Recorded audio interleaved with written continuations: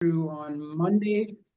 And then I appreciate everybody who filled out the form. Actually, quite a few people filled out the form, which was great. And then we'll kind of talk through the form and the results and kind of where everybody's at, and open up to any questions that you might have. So does anybody have anything before we get moving? I wasn't there last week. Yeah, no worries. We'll quickly go through this. I didn't check, but did you put the recording? I thought she did, but it's possible that she didn't. Should be Okay. the week 4 recording. Okay, I'll go check after. Yeah, we usually have to wait a bit so we can transcribe and timestamp. For whatever reason, it takes a while for YouTube to allow you to timestamp stuff. Okay, so can you see the screen that has the PowerPoint but without a presentation? Okay, perfect. So we'll just go through it, and I'll make a note here as well, James, to make sure that it's uploaded as well. So should be. Okay, so this week I want to focus on your lead ecosystem and understanding the ecosystem, and start talking about, really drill down and start discussing where leads come from for different people.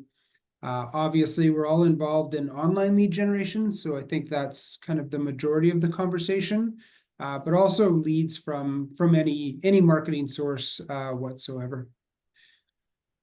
I break down into what I call the 4 pillars of marketing. These 4 pillars are sphere of influence, separate to social media, geo-targeting, and online leads. So the traditional geo-targeting might be called farming, might be referred to as farming, but that's how I break down into those 4 categories. I encourage people to focus on 1 or maybe 2 of these 4. For the main reason is that you get repetition. So you get repetition, you get better, you get better, you get better as you have volume and repetition. So it's hard to spread out both your time and marketing budget across 4 marketing strategies. So I would just say try to identify what you're doing, and we'll do that in a minute. But then also ask yourself if you could focus on 1 or maybe even 2 pillars at the same time, and then allow yourself for the best possible ROI. So the best possible return on your money, but also the best possible return on your time. Yeah, so just I guess consistency and predictability in whatever you do in terms of marketing will be really, really important forever in all of our careers. The more techniques we can find to be consistent, the better. And for me, unpredictability means lack of volume. I know what I can do with sphere of influence leads. I know what I can do with online lead gen leads. The only part that scares me when I look at these things are the unpredictability. And for me, in online lead gen specifically, that means volume. If I don't have the calls to make, the appointments to book, the people to hire me, that's the, I don't know if it's the fear, but that's what I stay focused on, is building volume and predictability within the online lead gen space, but really with anything. Yeah, so don't limit yourself to 1 type of lead, but do know that you can focus on 1 or 2. And then I broke down this sales pyramid, my 3 categories. 5% of the people in your lead pyramid.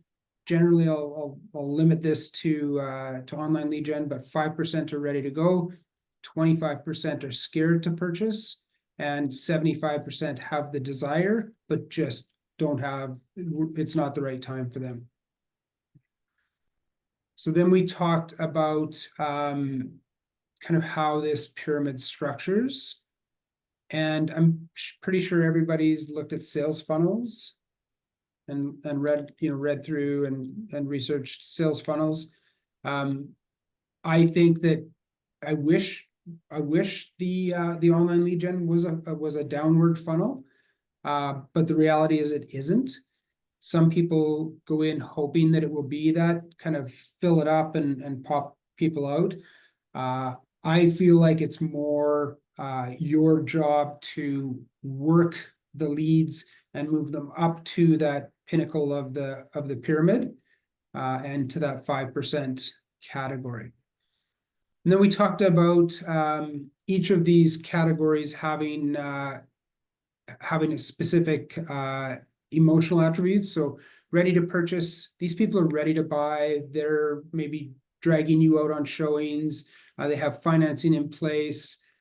They're giving you all the signs that they will make a purchase in the near future. So you're working directly with them. Folks who are scared to purchase, it really is your job, and this is where it's an upward push. It really is your job to make sure you identify these people, because they're people where all you really need to do is overcome their pain points, or deal with their pain points. And of course, in real estate, the number one pain point is a fear of a concern around money, a fear of not having enough, or using it unwisely. So almost always this scared to purchase group has some kind of financial concern. Whether it's they're not sure whether they need to stop renting yet, or they aren't sure about mortgage or financing. So these are the people in my mind that when you make your calls every day, these are the folks you should really focus on the phone. Once you've contacted them, any subsequent contact should be focused on helping them overcome those pain points. Okay. And then the desire to purchase folks, they're curious. They're in your database. They filled out a Facebook form. They asked for a list. They asked for something. They took 2 or 3 steps to make the inquiry. So those people are in that desire to purchase section no matter what. I really don't believe when people say I didn't click that ad. I mean, they had to have, like straight up had to have. So they might not be purchasing now. They may say not interested. But earlier I talked about this being if you look at conversion over a 2-year period, you get to 10%. So 10 by your $10,000 commission. But the only way to get there is these people, managing these people properly. So if somebody says tomorrow that they didn't click on the ad, they did. So call them in 30 days, call them in 60 days. They picked up the phone, so that's an amazing sign. And B, they're in this desire to purchase. They're just not sure. They're thinking, they're not going to tell you that they're interested in moving on because they don't want you to bug them. So know that when somebody says not interested, they're usually not interested now, but you should check in with them. And I have had many clients where I've checked in every month, every 2 months, every 3 months for 2 years, and then have a transaction at the end of it. So so do know that this is the group that I would call, but I would call less frequently. Okay. And then, so yeah, folks in this section, ready to purchase, they're ready. They want to buy a home. Just get out and start showing them once they're qualified. The people who are scared, help them build confidence. And then the 70% of people you're working on nurture. Hey, Tim, just Yeah. one quick question, because this kind of Of course. crossed my mind, Yeah. my mind the other day regarding this kind of follow-up, of course. So let's say, for example, you had somebody that you just described, and you're checking in with them on a 2-month interval. So I would imagine if the 2-month time comes up, then you make that phone call and they don't answer. Do you proactively maybe set a task for another next couple of days to get in touch with them? Or do you simply just say, okay, well, they didn't answer my call, I'll set another 2-month interval? Because I just feel like I don't know, there may be several attempts should be made at that 2 month mark. I don't know. What are your thoughts? Yeah, definitely like in the next few days, I'll try them again. Mhm. So with the desired purchase, I don't get too scientific. I'm not looking at times of day necessarily. Right. I'm more letting them be so if I want my task list at 30 tasks a day, these nurtures I just treat as fill-ins, right? Like they just help keep me busy, basically. And then every once in a while I'm surprised and I make 10 grand. So Right. so I would personally do exactly what you suggested, like 2 or 3 days later. If I didn't get them again, I might push them another month. It depends Right. how busy I am with activity. If I'm having a hard time keeping up with my activity, I'll probably just move them down a little while. Because Yeah. they're still the lowest, they're the lowest on the pyramid.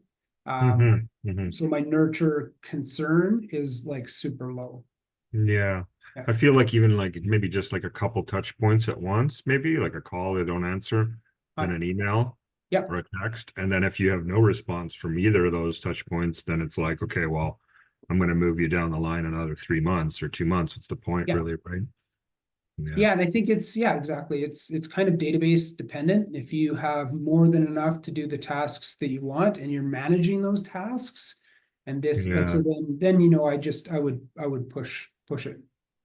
Yeah, okay, yeah, because this is just, I feel like anyways, the last kind of thing I want to talk about is just that I feel it's like every given day, it's almost like you're just making bets on where you feel that is the most value to put your time and effort. Because we know that people are like consistently out there wasting our time. Yeah, I mean, or yeah, we're wasting ours or whatever. But yeah, I think that for me, I just don't get too concerned or scientific about when I make the calls. Right. I think when I used to, it would just be like paralysis. I'd be like, oh, I've got to make this at 2:15. So my calendar, Oh you yeah, know, no. see this on my calendar. Right. And now I go through my list. It's like a call Yeah, sheet, right. whatever, like Like a time block, and politicians. then you just consistently do that through that time block, and then that's Yeah. it for that Yeah, period. yeah. And then if like the nice part about a list for me is like if I get messed up from from the time block perspective, then I can kind Mhm. of fit in these 2 calls here, 2 calls there. It's not what I like to do, but if it means finishing my list for the day, that's what I'll do. Nice, Yeah. nice. Okay, yeah. That task feature is good for that. Okay, wonderful. Thank you for that. Yeah, my favorite thing for sure. Yeah, yeah. Tim, I actually have a question. So Yeah. I had someone this morning where I called and they're like, no, I didn't like, and usually it's not it's not so cut and dry, but today it was very cut and dry. They're like, no, I have no idea. Like you Hmm. have my right phone number and that is not my email. Oh, yeah. Okay. Yeah. Like, I'm like, Yeah. is this, do I at least have your email corrected? Like, I know someone might have just, disingenuously put in your number, but is this your email? And they're like, no, not even close. Yeah. That's a very good point. So I always assume that people are using, and I'm not sure how the leads work exactly, but the autofill feature on Facebook or Meta. But they have the option not to use that autofill. So somebody just messing around with you to get the email, I can see that for sure. For sure, that's legit. Yeah. So in that, when someone says, hey, no, it wasn't me, and you're like, maybe there's something. What do you say when you call them and say 1 month or 2 months? You're like, hey, it's Tim. I called you 2 months ago, or do you just be like, hey, I saw that you clicked on my ad? Like, what is your cold approach when they already kind of brushed you off, whether it's smokescreen or not? Like, how do you, get into that call with them? Yeah, so I think that breaks down into a few different groups of people, but the 2/3 of people, I will always get permission to call back. So even if I have to say things like, hey, listen, I know you're not looking now, no problem. Tons of my clients are just kind of browsing.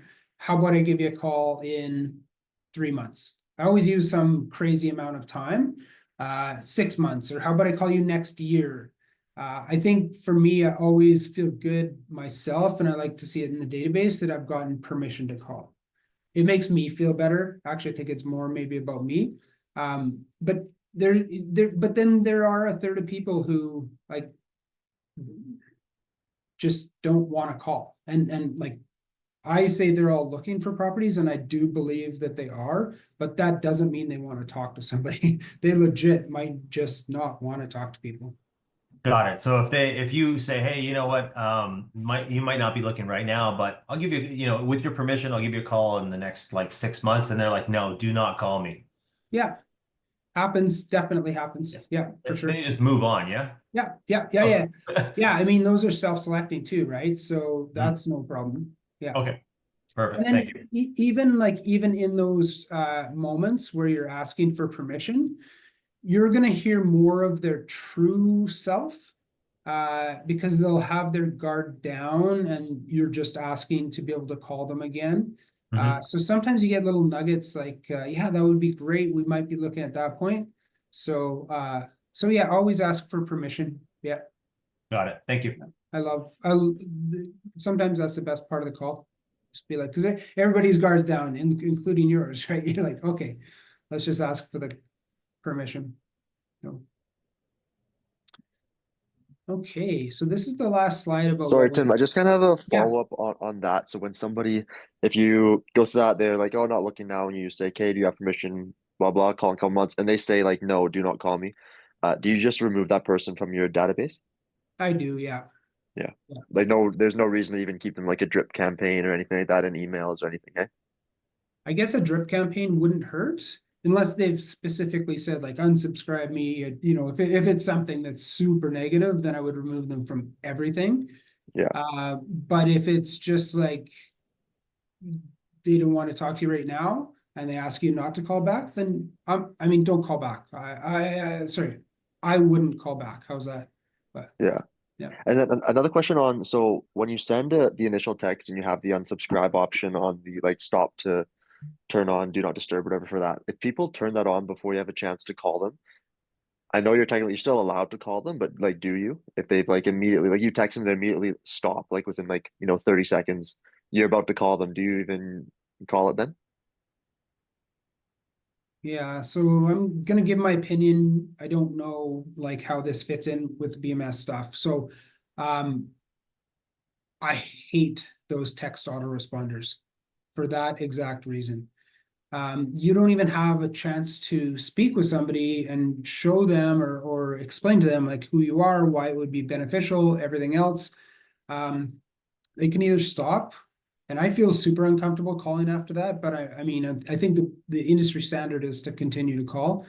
And then B, it's like for me, it's an auto block. Like if I see somebody who's asking me to stop, like say stop to stop, I always block them like every single time. So I just like put myself in those shoes, and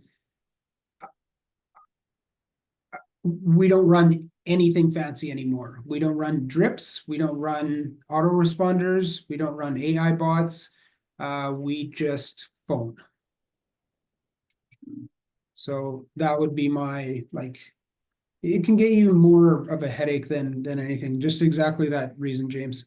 Yeah, no, I agree. I think I'll probably turn it off after this. I think it just does more harm than good almost, right? Like it's for the amount of responses I get just as many stops, right? So just like it doesn't really make sense.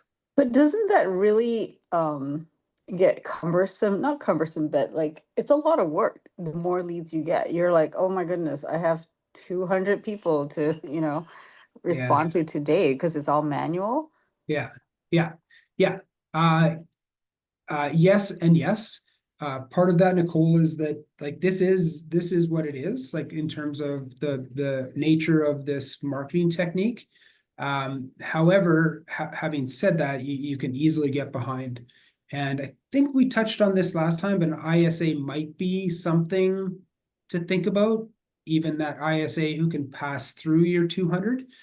Because what happens quicker than you guys can believe who are just starting, like suddenly you'll have way too much volume. You get to Nicole and you have 200 that just, have really quickly come in, 2 a day, 3 a day, 4 a day, whatever it is.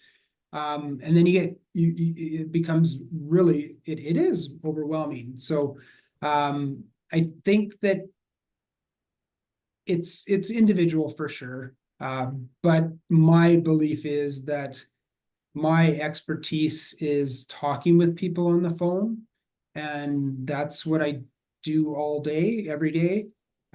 So I basically just lean into that as much as I can. I do get behind myself too, and I do have to clean my database as well.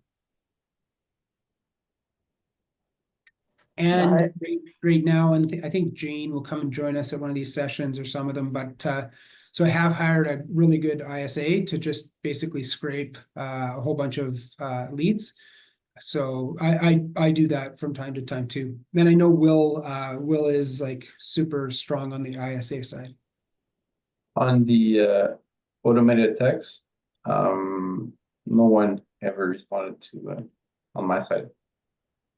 Only Yeah. one happened, like at the end of the latest text.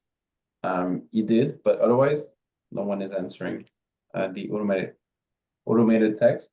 And one guy here around Montreal, he's doing a lot of marketing, same thing as what I'm doing right now. And he have the same thing, the automated text, but him it's a total different like series of text, which are kind of more natural and it doesn't seem automated. So he got far more responses. Yeah, so I would imagine that that's some kind of AI bot. Built No, with it's all pre-recorded text. Yes, you do have a ISA AI, but at the beginning it's a automated text, and it's not.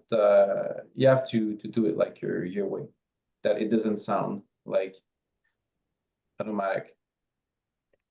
Yeah, I think there are Jonathan, like great opportunities to use that kind of so there's two things behind. Let me just call it an AI bot. May or may not be. I don't know. But AI bots are great for activation. So if you've got a database, Nicole, of 200, you can run a bot. Out of that bot, you might get 7 or 8 or 10 responses, whatever the number is. So it's great for that. So reactivation. And it used to be like a year ago, used to be really good for speed to lead as well. If you can run a bot on a brand new lead, keep the lead engaged with the bot, that definitely works as well. But you still have that block ability component. And if I had to say, like, I would say by far calling people is going to be more fruitful for you.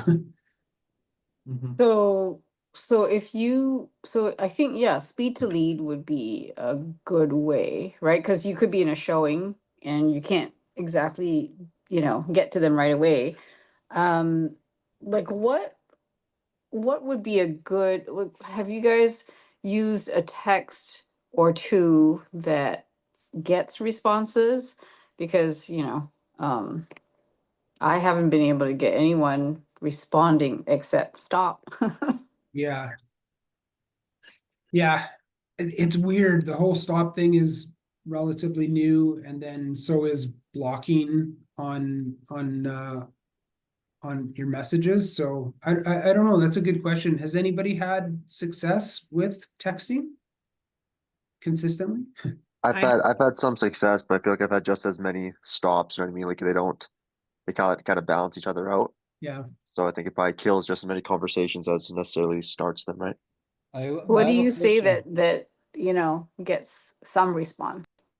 I have a question Uh, about that stop. Can we move it to the day after, kind of a deal, so they get few texts without that option? So they're not able to stop it right away? You have to be at the beginning with your name as well. It must be, eh? Yeah. Compliance now in Well, that's for Canada. I'm talking for Canada. Yeah, North, yeah, I'm in all of Canada. North America is very similar. If it's taken properly, but yeah. I got few success with that text, and I was just in the morning, I didn't even attend them, and they respond to my text, and the AI spoke with them, and kind of it was like 3 of them actually Nice.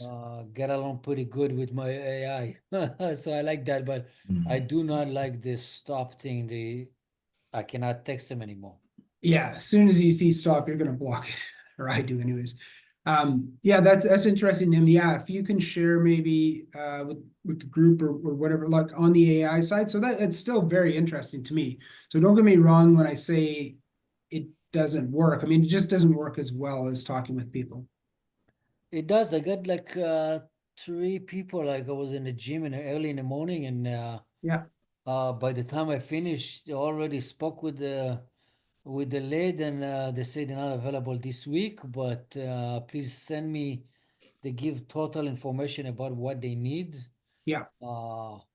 3 bedrooms, 2 bathrooms, the location, the price. It was pretty good. So, and the AI was good with that. And few more just say, yes, please, we need some help, and it's communicate with them.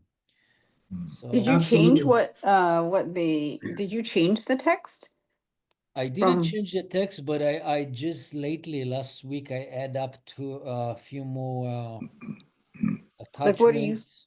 what are you saying to them that's getting the response? I changed. I put the triangle for the price, feature, and location, the one William used. So I Which add one up is that? another message in the sequence just to show them I add value. Like this is so they open it up, and one about one more about the mortgage insurance and with Mm-hmm. attachment. So Mm-hmm. just to show more added value when they get information from me. What's your very first text that you say to them? First text, I can't change it. I just this is just what I ask. If I can eliminate that stop thing, I'll put something different, and have that stop thing maybe the day after, so at least they got for me like 3 different messages. Nicole, give me a shout after or at some point. I think there's really probably an opportunity for you to run a bot, even if it's for short term to activate stuff. And they're not that complicated to come by anymore. I did that, and the person was answering the bot, but the bot didn't send me a notification that I have to do something. And even still today, I didn't figure it out, like how to get a notification when the bot answering the customer. Yeah. Yeah, and that's where the like ultimately our goal obviously is to connect with leads, which the bot can do, and then book appointments, which the bot can do, but the show rate of an appointment booked by a bot is like very, very, very low, like 15-20%. Whereas like you would be, the show rate would be 70, 80, 90%. I think Susan's like 100%. So, and then in between would be an ISA. So yeah, just be careful. And Jonathan, I think that's a really good point. Like when using a bot, make sure you're paying close attention to what it's doing. And sometimes I was manually respond myself. Yeah. Like on a brand new conversation, and like I sent something to the client, and the bot sent something like 2 minutes after. I was like, what's going on? Yeah, exactly. It doesn't stop itself sometimes. Efrain, you had a question. Yeah. Okay. Well, more than a question, it was just to make a comment in regards of the text messages. Sure. I have really had some very good responses using text messages instead of calling them or sending them an email. When the phone number is the right phone number, what I have done is after the first message, I started sending them a message saying, okay, to buy or to sell, there is a strategy, a key strategy that we have to define. And I put the situation like we're a team and I'm here to help you out. So, but if you are interested, please reach me out. So I'm going to be able to talk with you. And I put it sometimes, depends on the situation as well, a specific day. Are you free this day or this other day, a specific time to talk? Just reply yes or not, and that's it. Something like that. Yeah. Very non-intrusive, not pushy, just to put in their minds that this is a strategic process that has to be taken care of instead of, jumping from one side to another side or from one agent to another agent. Yeah, exactly. Well, that's good. I mean, having success, you guys should connect, or you and Nicole should connect for sure. Having success with it is fantastic. So good for you. It's awesome. That's awesome. My follow-up question would be, how many appointments have been booked by that situation? One question, Tim. Now talking about this morning I was in a meeting with other colleagues, and there was a presenter, and she was talking about artificial intelligence, and she said that in this time, while we are going to be competing with agents, artificial intelligence agents answering back to those leads in question of just matter of fractions of seconds, because the question was, how minutes do you take to call back a lead? 5 minutes, more than that, or less than that? And they said that. So I am pretty concerned about that. I'm not that IT guy or something who is using all this technology thing, but how can we, deal with that? Or if it is true, how we should do it? So I feel like you or whomever's talking is absolutely correct. I mean, I've been playing with AI bots for a year now. But I also know when somebody's botting me with text message string. So I don't know. I just think the only thing that we can do is, if this is a marketing technique that we've decided to do, it's a calling technique. To put it off, like we used to, people would say, well, what about email? What about text? Sure. I mean, if that works for you, great. But the proven piece of online lead generation is that calling people and having mindful, meaningful discussions is how you book appointments and how you get deals. Will something threaten that? Probably, for sure. Sometime, I'm not sure, but I think that I feel like everything else is just a way to not call people, and not as an excuse. I'm not suggesting that in any way, but if there are no shortcuts. I haven't found one yet, and I've tried really hard. I'll tell you that, really hard. So Tim, even like when it comes to just the speed to lead part, I know you've tried other bots, and I'm not looking to have a conversation that closes the bot is just going to do everything. I'm going to show up, and it's going to be. But what would your thoughts be on, because some of the stuff happens at, midnight, because people are always looking for properties at midnight. Just if you could automate just one text message, just saying like someone will be reaching out to you. Like, do you think that would be like less intrusive as opposed to, having a whole string of messages with a bot trying to lock it down? I was just letting them know, hey, we've got your inquiry, pretty much like the generic, we've gotten your inquiry, and someone will be reaching out to you. Just give them the heads up. Totally. I'd be like, hey, I'm asleep. I'll get back to you. Like something, I 100% would, 100%. Yeah. Something very real, right? So, like if it could be done within my CRM to like know whether it's nighttime or not, but even that, just when they click on that, something says like, hey, you know what, you've come to the right place. Someone will be contacting you, giving them the heads up. Yeah, just humanize it though. Like don't over-humanize it. You know what I mean? Like you can write the best chat GPT text ever, but it doesn't see, may or may not seem humanized, like time of night and everything else. So just like some acknowledgement. That's it. Like not like you're trying to bring the conversation forward. Just, like, hey, we just got your inquiry. You know what? We can't wait to talk to you. Someone will be reaching out to you soon, or Chris will be reaching out to you soon. Yeah, for sure. Again, I wouldn't do it. For me personally, even if I miss speed to lead, I'd rather talk to them. So I hear you, but I'm just so paranoid nowadays about the block feature. well, not feature, I'm sure it's always been there, but I think there's just this tendency on social media, and then it's, via text, to just block people. Yeah. Anybody you don't know the number, they're asking a strange thing, it's so easy to just block. Whereas Yeah. if you're calling them, Mhm. quite often they'll respond to the call, but still that will Yeah. happen. But yeah, Yeah, text makes me nervous now.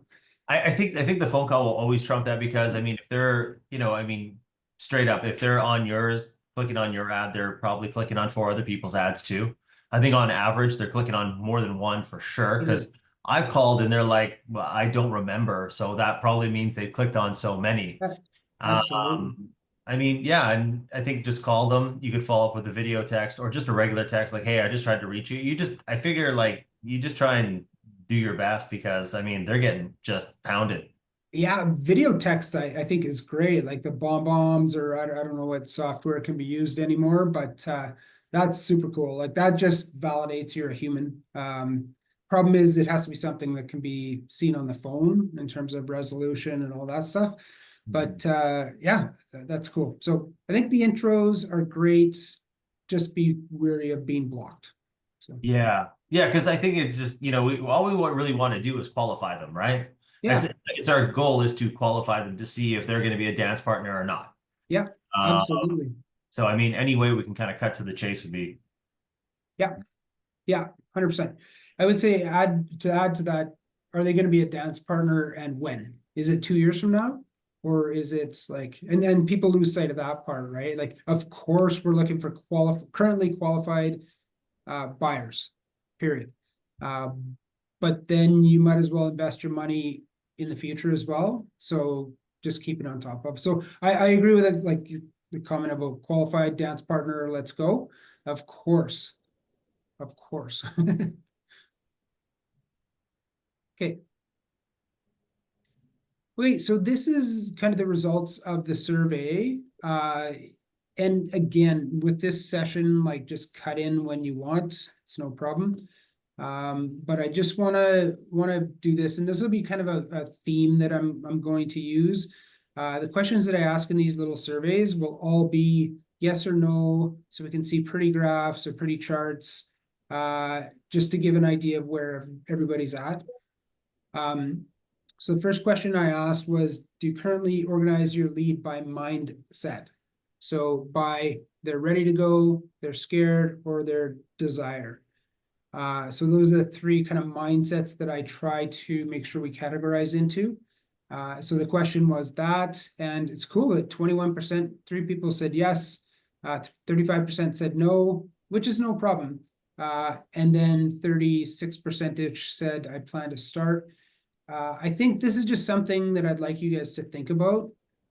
Most people won't implement this, but if you can sort by the people who you believe are ready to go, and then you can sort by the people that you think are just desire to purchase, those emotional categories can really allow you to do some interesting stuff. So the scared to purchase, are they buying right now? No way. No way, no way, no way. There's too much uncertainty in the market. Very few of those people are going to be buying today. However, if you flip that and there's some stability, they're probably ready to buy. So, sorry, so if they were scared, that was the, sorry. But if they're ready to buy, you're trying to keep in touch with them to see if you can add any value or move them along based on things that might happen in the world or in your specific real estate market. So it looks like a whole bunch of people are considering it. So great. If anybody starts to use that, let me know. I've got some kind of conversation sequences that would be good for each of those 3 categories. Are you saying that you would replace this with like a category list of buying in the 0 to 3, 3 to 6, 6 to would this, because that's an interesting way to look at it, because I was looking at how to categorize my leads, right?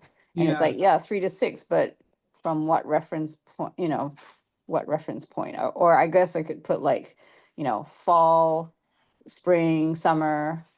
Yeah, I think so. I would say, Nicole, it's not meant to replace. If you're using a system that allows you to tag leads, throw these tags out there too for people you've talked to. Use these 3 tags as part of your sort ability. So yeah, definitely not, don't replace anything you're currently doing with this, but if you can add it on, this will really help you in the long-term nurtures. Reminding you that they are still looking to purchase someday. So I wouldn't replace it with anything, or sorry, I wouldn't replace anything with it. I just add this on. Yeah. Yeah, that's a great question. Awesome. Okay, so this is just kind of a question I was more than anything just curious about. So these 4 pillars I talk about: sphere of influence, social media, geo-targeting, and online leads. It's really good to see that. For me, this is showing some focus. So the sphere of influence is almost everybody should and can be using their sphere of influence. But I really like to see that there's a bit of a focus. You've invested the money in online leads, and just get good at it. It allows you to focus if you're not doing a whole bunch of things. And by social media, when I talk about social media, I mean driving business to your building business around social media. So this might be like the hardcore property tours where the DMs are receivable and sortable and actionable. So if you're really building a social media business, then that's a little bit different than just posts per se. You're in the social media business if you have a social media calendar and multiple channels that you're working with. So whatever you do, like, focus on it. I guess maybe that's all I'm saying. And then if you are doing online leads, most of you are focused on that. So it's great. So let me just touch on the social media piece, because most of the people I work with may or may not be confused as to the difference between social media as an advertising tool and social media as a marketing tool. Does anybody have questions around that, or should I get into that? Well, I am very ignorant about all this thematic. I don't use social media, and I don't understand what you're saying, advertising or marketing. So everything is gonna be new for me. Sure. Okay, cool. I won't worry too much about it, but just like super hyper quickly, for me, social media is broken into 2 categories. Number 1 is advertising, which is always good for your business. That's the like just posted, just listed, just sold, just maybe sold, just almost sold, just sold. Whatever people are doing, like with that, getting you out there, maybe doing like a quick home tour. Photographer you have is shooting, photos for your space. They take a video. That's advertising. That's fantastic. For me, the marketing comes with like a strategy, a posting strategy, language, video production, image production. It comes with a plan, and your plan is to drive people into typically like DMs or other source where you can capture them. So that's the differentiator between, in my mind anyways, between advertising and marketing. So saying you're working with social media is great. Hopefully it's like posting things and keeping that top of mind awareness, which is important in our business. So how many pillars are you using? I do like that the vast majority are between 1 and 2.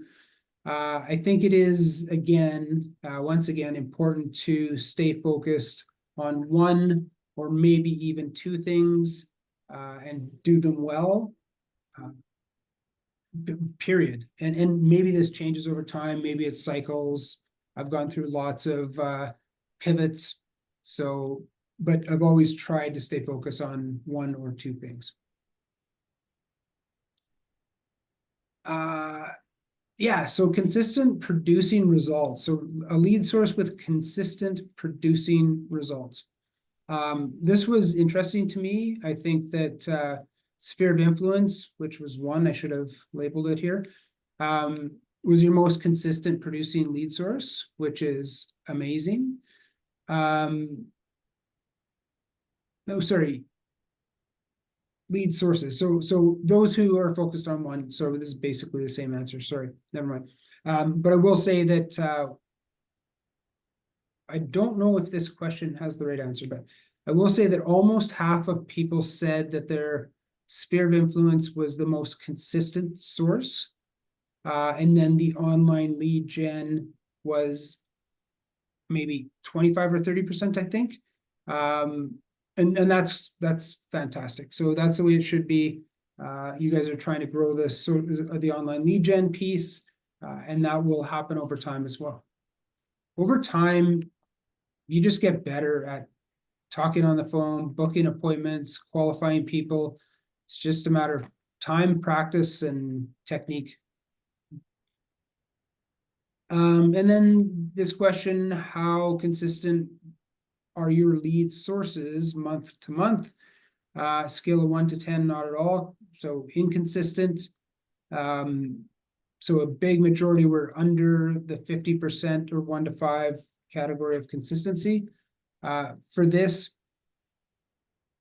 just focus on volume. Whatever you're doing, whether it's Sphere, have more coffee meetings, do more things, go to more events. Volume will cure things for sure. And I'm sure some people are at the stage where just beginning the online lead gen. So volume isn't huge, but it will start to grow over time. And one thing that I always encourage is if somebody in your brokerage or somebody has leads that they're no longer patient enough to work, grab them, do a deal with them, pay them a percentage, whatever, however you have to acquire leads. They're very valuable. And if you acquired 100 and closed 1% and paid less than let's just say $10,000 on them, you're profitable. Right? So volume allows you to be somewhat consistent. Okay. So percentage of leads ready to purchase. This blew me away. So 50% were in that, kind of 0 to 5% category, which is interesting, but means that, I'm concerned that this number isn't more impressive. So 0 to 5%. What percentage of your current leads are ready to purchase? 0 to 5%. Yeah. So I mean, I was kind of hoping it would be more in the 6 to 15%, which will then average down to 5. So maybe it's not bad. Maybe it's not bad. Yeah. But more than 50%, nobody was there, which makes sense. This, I guess, too, hadn't thought about this, but this would be volume based as well. So if you had 10,000 leads, might be 0 to 5%.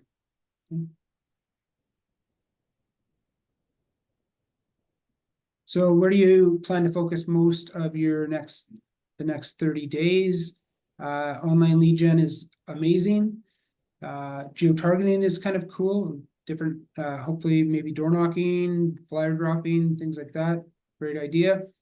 And then 64% of people, 64% of your time on online lead gen. So I think what I see here is you just have to work on this. And you're here, so thank you, and hopefully I can help in some way. But if you're spending, over 60%, then let's just get better and better and better at this. Okay. Any thoughts around the spending 64% of your focus? Is that most people. Let me see how many it was. Nine of you. So I guess I'm fairly new to, well, not fairly new, but yeah, I guess you can say I'm fairly new to online lead gen. Yeah. It seems like a lot of people here are pretty seasoned. That's a lot to spend. Like I'm probably not at 64 because I'm like, oh, I don't even know if it works. So a little bit, you know, trying to spread my time out. Any thoughts on in the group? I can say that I'm fairly new as well. And my reasoning for the 64 is because I want to get my money back. So I'm focusing to try to make sense out of, joining BMS and getting these leads. So yeah, that's my reasoning for that.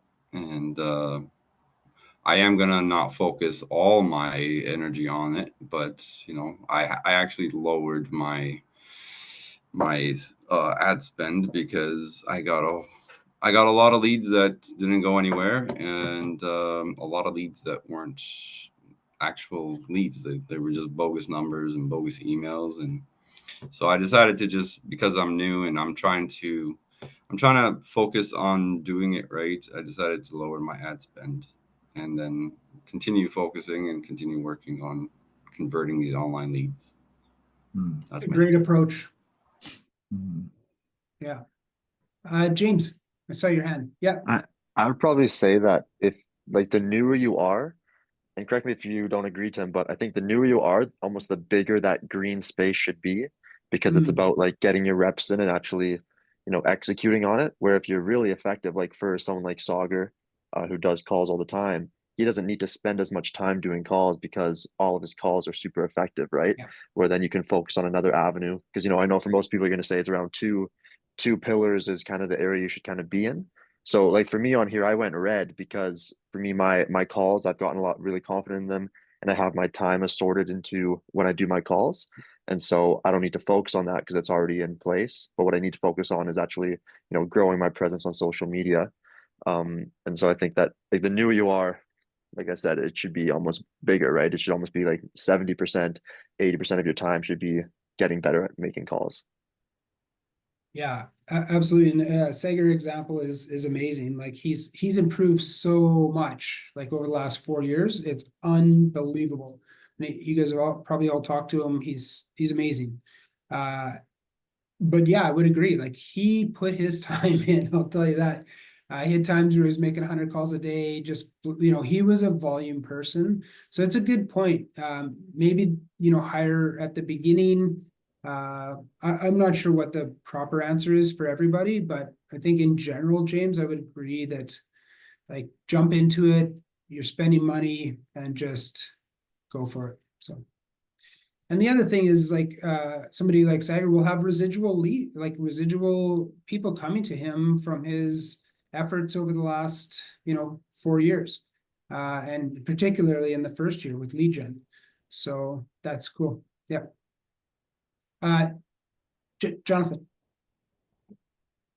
So my quality of leads are not ideal, as we discussed last time.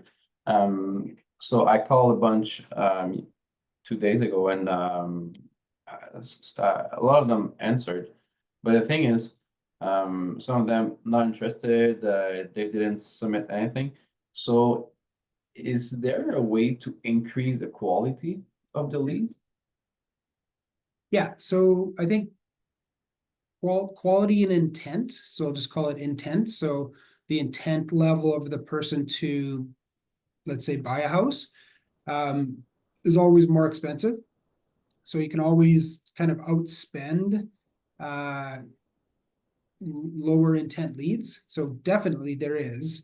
But I would suggest that think maybe about those not interested as calling them back in a month or 2 months. That time of like asking for permission and then calling them back. That's what I'm doing. But so far, I didn't get any results. I think I have like 21 leads. And 21? 21. Well, that's a total. That's not Yeah. the Yeah, you're nowhere near critical mass. Like So- nowhere. no. So you know, like half of it is garbage. Maybe like 3 or 4 of them, I created a portal, like a list, but beside that, it's not good quality. So yeah, I was wondering if there is a way to increase the quality of the leads on the buyer side. So it's a very interesting question. So the way I look at this and what I've done with my own group right now is we're doing very high intent leads, YouTube leads, $100 a lead, getting some good traction. But what ends up happening is at $100, you're just doing the same darn things as you would at $5 or $6 or $10. So the way I see this is like, give me volume. I could care less if they're $1 leads and somebody who's never talked or never even looked at the computer screen. Because I'll get chances to talk with people and I'll turn them every single time.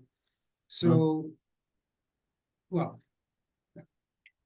I'm confident enough in my ability to work on terrible leads that it's just a matter of calling and calling and calling and getting a hold of that person. So I think it's 100% up to you, but I think when people look at it, lower the only way to get consistent and consistency is by having a high volume flow of leads.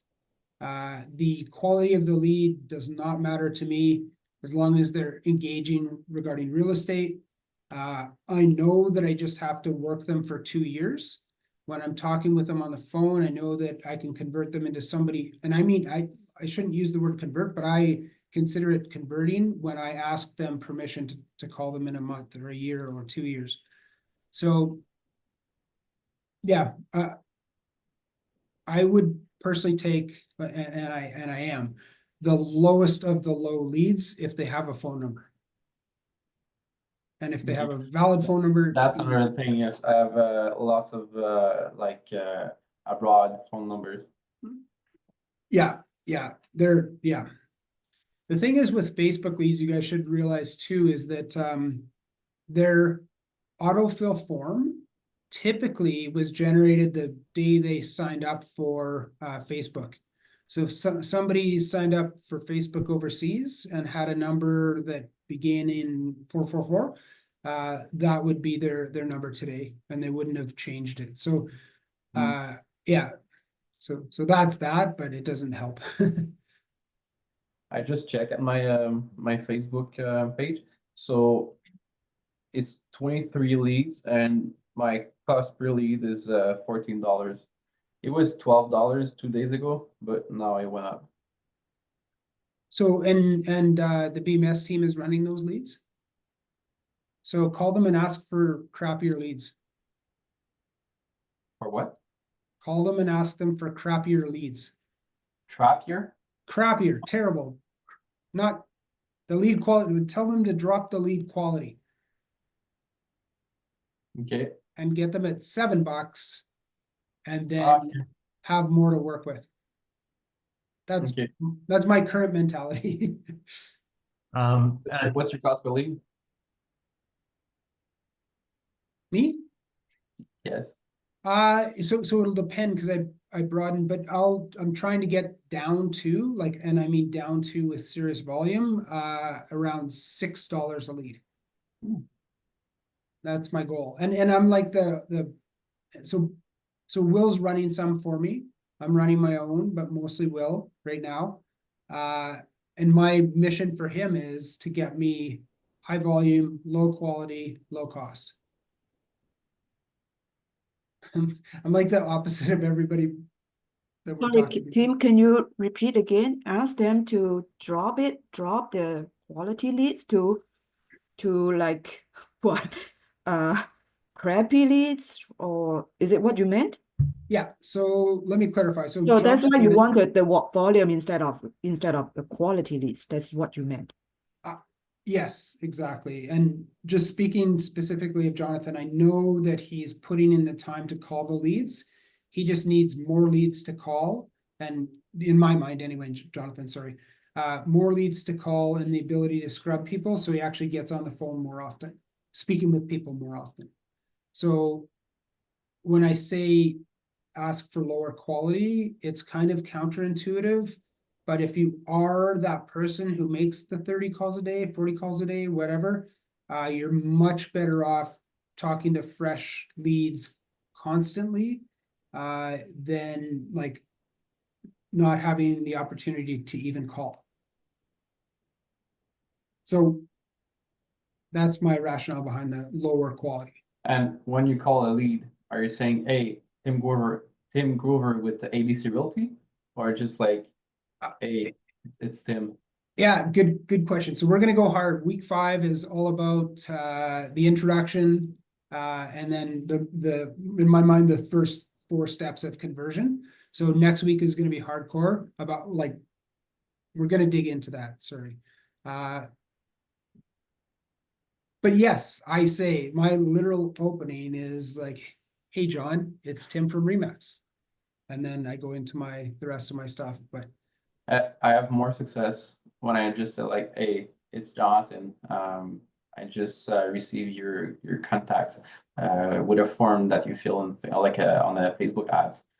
I have more success with that than presenting myself as a realtor. yeah, for sure. Yeah.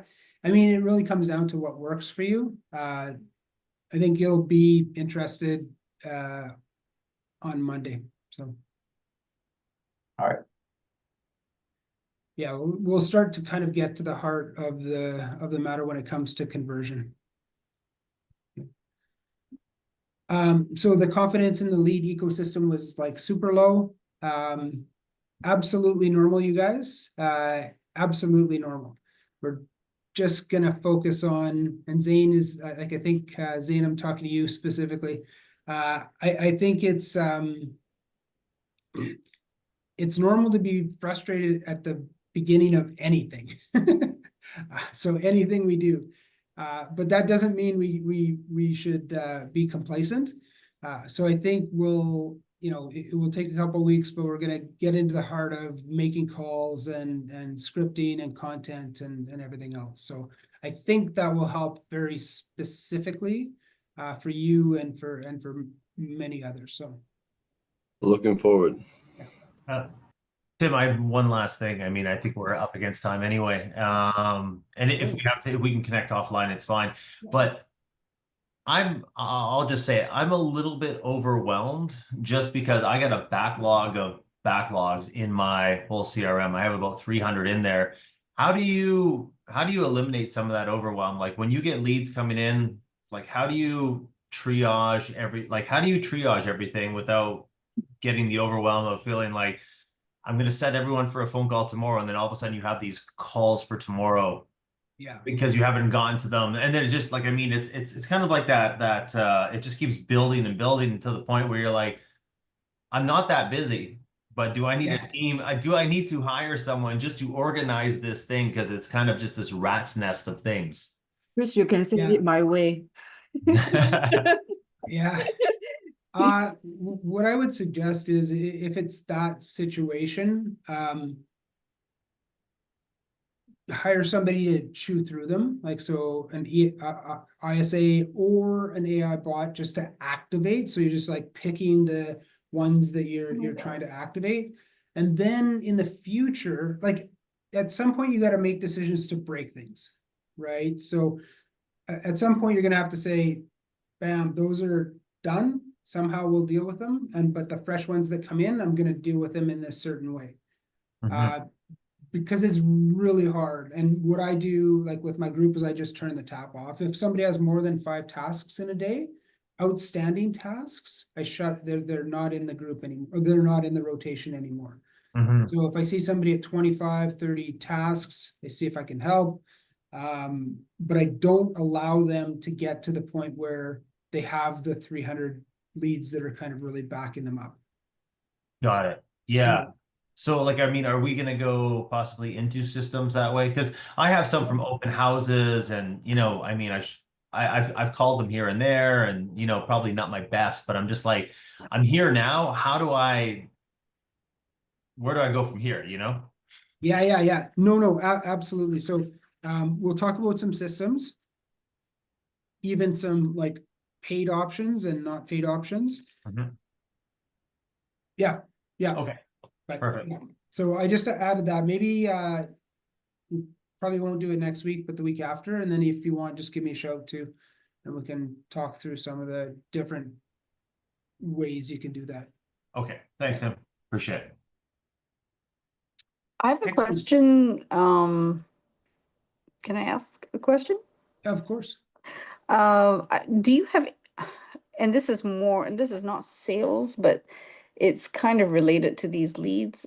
Do you have any advice for A2P issues? That's what I'm currently facing, and You know what? Honestly, I don't. okay, all right. I wish I did, but I've had my own headaches as well. Mm, I mean, get documents, but it's difficult. Are you in the US, Nicole? yeah, I'm Canadian, but I'm in the US, yes. Yeah, it's tough. And I think there are companies that can help you. I mean, I would definitely talk to the support team at BMS as well. But are you using your own CRM or are you using the No, BMS?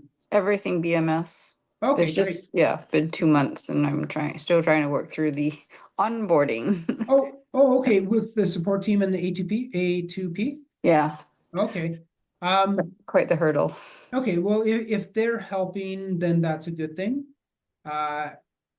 And if not, go and search for A2P on Go High Level. So Go High Level will be the backbone of the CRMs that are typically made right now. So that might be worth it.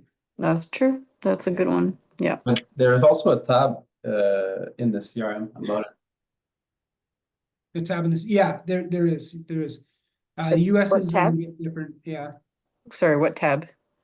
In the CRM? Jonathan? I'm trying to find it. Oh, It's in the settings. It's if you go in the CRM into settings, phone numbers, and then on the top it's a trust center. Oh, yeah. No, I'm That's where you familiar have with to that register. one. too familiar. So you have to register to be verified. Yeah, no, and yeah, I'm just working through that. I did that with another company. It was pretty smooth, but somehow this has just been the bane of my existence for the Is last few this weeks. the second time you're registering the same phone number? Yeah, it might be because it got Whoa. rejected. Maybe That I need to that change will phone be- numbers. Yeah, or before you do that, make sure you're searching because the support team is probably used to the first number registration, like the first time people are registering numbers. So maybe just like when you do your search on Go High Level, just make sure you define, you're doing it for the second time. Same phone number, second time. It's probably a Mhm. different solution. In the search, okay. Yeah. So In the 18 help, I would just Google it, to be honest with you. okay. All right, okay, thank you. Or better yet, ChatGPT might give you the answer. No, but this has been very valuable. Just what you said, it's like, we can't be doing the same thing if it hasn't worked for a month and a half. Yeah, all. it's a pain for sure. Yeah, for sure. Okay, gang, I think unless anybody has anything else, we're gonna Nisa. Oh, look at Nisa. Okay, we're good. Okay, Everybody's good. Okay. thank See you you. on Monday. See you. Yeah, Monday. Okay. Thank you. Bye-bye. Thank you. Thank